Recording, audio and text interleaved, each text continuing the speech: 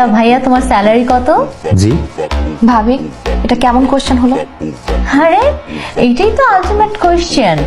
একটা মানুষকে তুমি আমাদের সাথে ইন্ট্রোডিউস করাতে নিয়ে এসেছো, তাও আবার বিয়ের ব্যাপারে।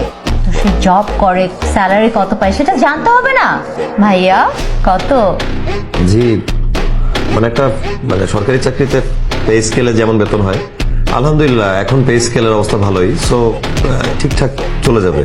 হাউ ডেয়ার ইউ আর, তোমার এত বড় সাহস যে তুমি এই পজিশনে থেকে তুমি আমার বাড়ির মেয়ের সাথে প্রেম করছো এবং তুমি বিয়ের কথা বলতে আসছো। আমি তোমার সাহস দেখে আশ্চর্য হয়ে যাচ্ছি। এই বাড়ির সম্মান সম্পর্কে তোমার কোনো ধারণা আছে? স্মৃতি, আমি তোমাকে বলেছিলাম এটা আমাদেরকে ফেস করতে হবে। যাই হোক, তোমার যেহেতু লাইফের ডিসিশন, তুমি তার ফ্যামিলি মেম্বারদের সাথে ডিসকাস করে তারপর নিবে এবং যা ভালো হয় তাই করবে। ওই ছেলের কি স্ট্যান্ডার্ড আছে? তোমার রুচি সম্পর্কে আমি সত্যি অবাক হচ্ছি। এই ছেলের সাথে বসে যে আমি এতক্ষণ কথা বলেছি এটা তোমার সৌভাগ্য, আর এই ছেলেকে যে আমি ঘাট ধাক্কা দিয়ে এতক্ষণ বের করে দিইনি সেটা ওই ছেলের সৌভাগ্য। Thank you. কালকে বাজার করে বাবার বাসায় পাঠানোর কথা ভুলে গেছো তুমি? না না, আমি ভুলে যাই নাই, আমি একদম মজা করতেছিলাম। আচ্ছা তুমি আমাকে একটা কথা বলো তো, এই যে তোমাদের বাসায় ফার্স্ট টাইম আমরা হাজবেন্ড ওয়াইফ হিসেবে যাব, আমার কি বাজার করার কথা? তারা বাজার করে আমাদের ওয়েলকাম করবে না? এটা তো একটা প্রথা, একটা আনন্দ ফুর্তির ব্যাপার।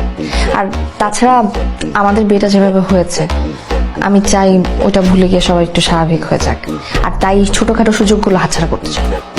ঠিক আছে?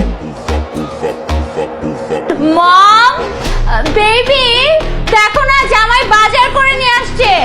সবজির দোকান। ভাইয়া তুমি কিন্তু খেয়ে যেও, আমি নিজে হাতে রান্না করবো। এত লজ্জা করলো না? তোর জামাই ফকিন্নি ছোট লোক, এই তোর একটা বাজার করে নিয়ে আসছে আমার বাসায়, তুই কিছু বলতে পারলি না? অবশ্য আমি যেদিন প্রথম ওই ছেলেটাকে দেখছিলাম তখনই বুঝছি যে কতটা ছোট লোক ঘরের একটা ছেলে। ওই ছেলে যখন বাজার নিয়ে ঢুকছে, ওকে বোঝে নাই কোন বাড়িতে ঢুকছে বাজার নিয়ে, খুব তো বড় বড় কথা বলে গেছিলি যে আমি এটা করবো ওটা করবো। এখন কেন? কি ব্যাপার, তুমি লাইট অফ করে মন খারাপ করে এখানে বসে আছো? এই দেখো আমি তোমার জন্য ফুলের মালা নিয়ে আসছি। কি হয়েছে স্মৃতি, তুমি বলো আমাকে। তুমি চুপ করে থাকলে আমি কিভাবে বুঝবো বলো? বুঝবো না কেন? তুমি ফিডার খাও? বাচ্চা তুমি এখনো? বুঝলাম না তুমি এই কাজটা কিভাবে করলা রিপন।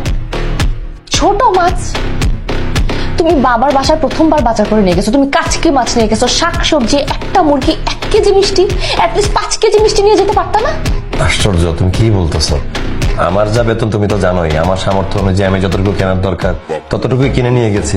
সরি স্মৃতি, আমি এই প্রেস্টিজটাই, সম্মানটা ধরে রাখার জন্য, রেসপেক্ট পাওয়ার জন্য মানুষের কাছে ধার করে, হাত পেতে, হাওলাত করে জীবন চালাতে পারো। বিয়ের আগে তুমি আমার ব্যাপারে সবকিছু জানতাম, আমি কত টাকা আর্ন করি জেনেই তুমি আমাকে বিয়ে করছো। এখন সংসার করার অবস্থায় এই কথা, এই প্রসঙ্গ কেনই বা আসতেছে? আসতেছে কারণ এই যে 20 টাকার ফুল প্রেমের সময় খুব ভালো লাগে, রোমান্টিক মনে হয়, কিন্তু বিয়ের পরে 20 টাকার ফুল ফুল মনে হয়, কাটা মনে হয়, কাটাই পুরোটা না, কাটায় ভরা।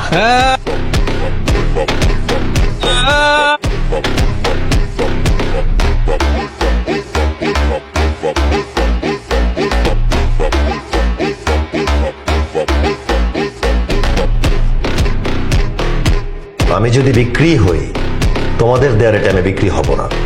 আমার যদি নিজেকে বিক্রি করতেই হয়, আমার বিক্রি করার রেট আমি নিজেই নির্ধারণ করব।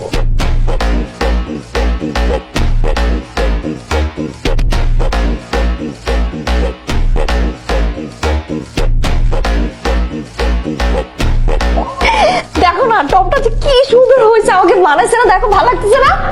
খুব ভালো লাগতেছে। শোনো, এই ব্যাগটাতে 20 লাখ টাকার মতো আছে, নাও, তোমার যা মন চায় তুমি শপিং করে নিও। 20 লাখ? তো তুমি এত টাকা কোত্থেকে পাচ্ছ? সেটা তো তোমার জানার দরকার নেই।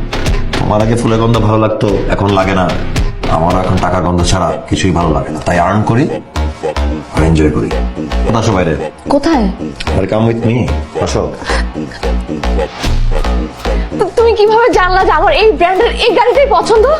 আমি যখন দেখলাম আমার ওয়াইফ একটা গাড়ির ফিচার দেখতেছে 5-6 দিন ধরে, আমার মনে হলো তোমার এই গাড়িটা পছন্দ হবে, তাই কিনে ফেললাম। তোমার পছন্দ হয়েছে? তোমার খুব পছন্দ হয়েছে এবং থ্যাংক ইউ।